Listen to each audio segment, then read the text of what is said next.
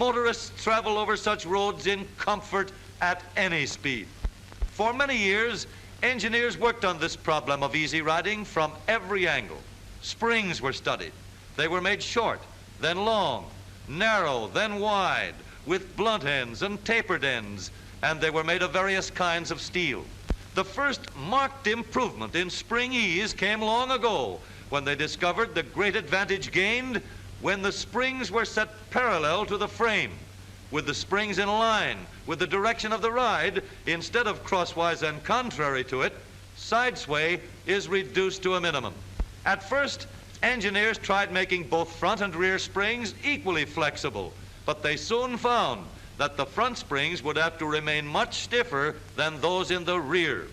This was because the front springs had two jobs to do, while the back springs were busy with only one job, smoothing out the road.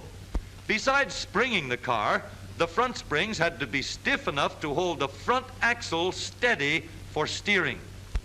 As a result of stiff front springs and soft, flexible rear springs, when a car passed over the waves, the front end of the car moved up and down faster than the rear. This made a very uncomfortable pitching motion in the back seat. Everyone knew that the front seat rode better than the back seat, so engineers tried moving the back seat forward, nearer the front seat position, to improve its riding comfort.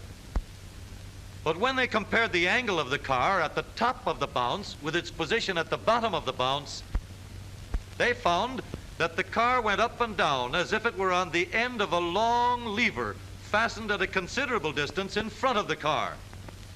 Therefore, though moving the rear seat forward was a step in the right direction, the improvement was so slight that it was thought more could be accomplished in some other way. One special experimental test car over the front axle, so they moved the engine back far enough to prevent all interference with steering. With the weight nearer the middle, the car is easier to control and can be steered with less effort. However, they knew that the more weight that is placed on a spring, the slower it will bounce. That was why the test car rode better with the engine forward. The extra weight over the front axle slowed up the front spring.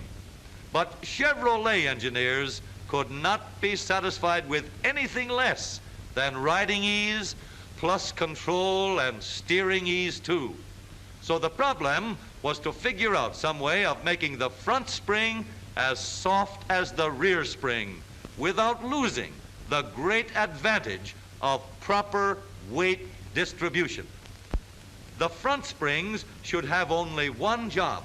They should not have to help in steering nor in supporting the axle as the old leaf springs did. So the axle has been put over instead of under the springs and made stronger than ever. Coil springs are used in place of the leaf springs. They are fully enclosed. And now both front springs work independently. Now that the front springs are made just as soft as those in the rear, they don't have anything to do except make the road smooth and the passengers comfortable.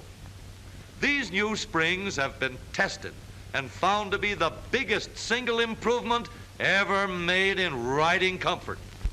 Now, with this new spring harmony, the rear seat can be placed so as to give plenty of room for everybody to ride with the same comfort, front or rear. And even more has been accomplished. Now the front end of the frame is even stronger than when the old type axle is used.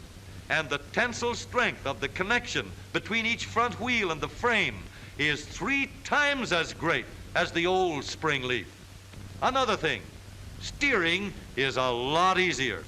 The new construction absorbs road shocks before they can get through to